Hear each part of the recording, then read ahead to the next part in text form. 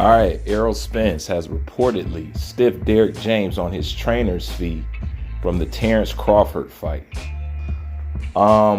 Interesting.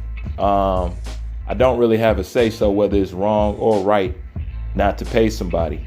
But if you don't feel the service was sufficient or something like that, honestly, I think that's probably something you should have figured out ahead of time, before, I don't know, expecting him to have to pay, or maybe pay him less than half. I really got no say in whether that's cool or not cool, but I will say this, it does make me respect Errol Spence more. I can't even lie, because truthfully, it shouldn't have took the Terrence Crawford fight for you to figure out that he doesn't have the remedy for you. While he probably should have been studying tape, he was doing Hindu stuff and all that other stuff. And one thing that I will say, that even Derrick James knew that he didn't have the chops to really go up against Bomac and Terrence Crawford, because he was talking about praying that he could be enough for Errol Spence, in pulling out this victory. And you shouldn't have to pray on that, especially when you've been trainer of the year. That trainer of the year was supposed to show in instances like those.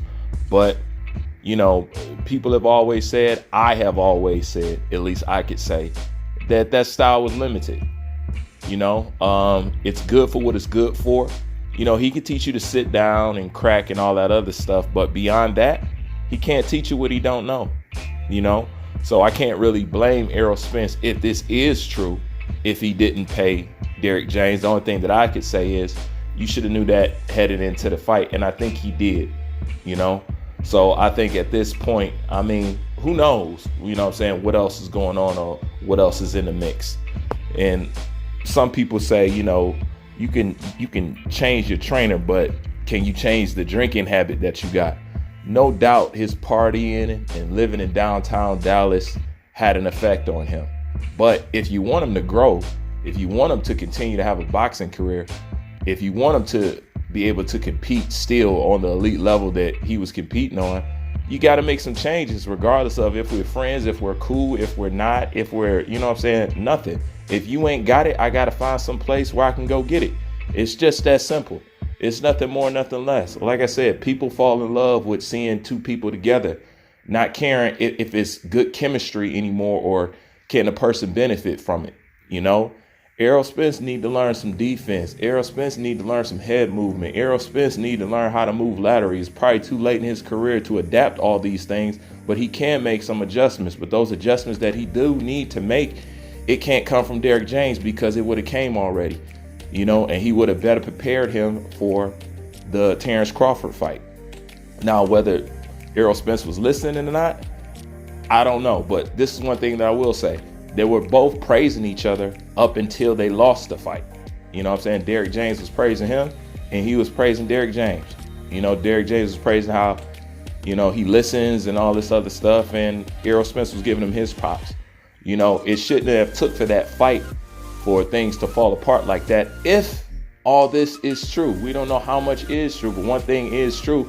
Errol Spence said out of his own mouth that he needs to find a new home. So there's something there. And it's nothing wrong with finding a new home. It's time to make some improvements. It's time to gain. You went in there and got blew out, whether due to the layoff or anything else. But like I said, it doesn't matter if he had a layoff. It doesn't matter what he was going to do. Terrence Crawford was going to beat him anyway. Point blank, period. Now, at this point, if you looking to put up a good fight in a rematch, why would you get the same guy who didn't have a game plan for you in the first place? And one of the things that's very evident with Derrick James' style is, if you notice with his fighters, he don't teach them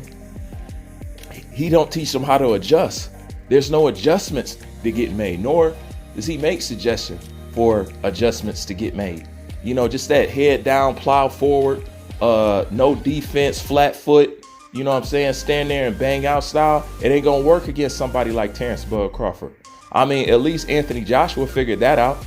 He realized that Derrick James can't teach me what I need to be taught, especially to compete against somebody like Usyk or somebody with, a high level of IQ, and a good amount of athleticism.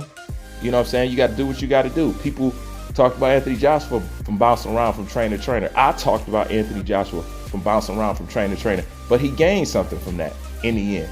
And then we wouldn't get the version that we get today. So maybe the new version of Errol Spence, if he still has ambition, you know, it's still on the horizon, but he got to explore other options at the end of the day. And that's my thoughts on this. Like, comment, subscribe. Bruce Vane, I'm out.